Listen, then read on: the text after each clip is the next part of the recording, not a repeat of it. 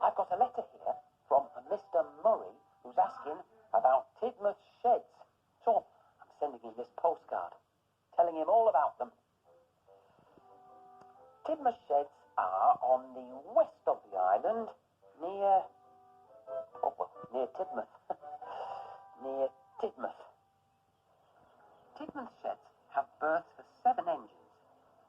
The engines that usually stay there are Thomas, Percy, James, Emily, Edward, Gordon, and Henry. Toby is part of the steam team too, but there isn't a berth for him in the shed.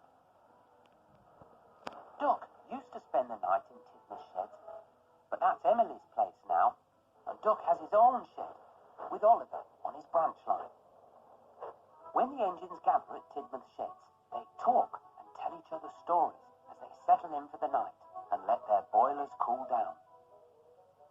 They talk about whatever's happening on the island, and sometimes they tell each other spooky stories. At the front of Tidmouth sheds is a big turntable. This is so the engines can turn around and back into their places. That way they're facing out and ready to go in the morning.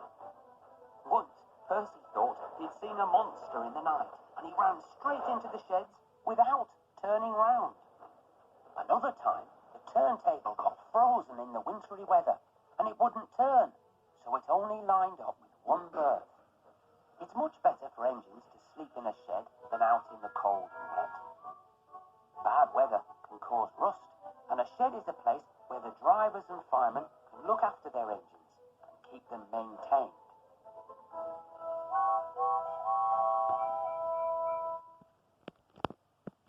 Best wishes, Mr. Perkins. There, now, just put a stamp on this. Pop it in this mail bag. There we are. I'm just in time to get all this mail to the mail train. Still snowing out there. Better wrap up warm.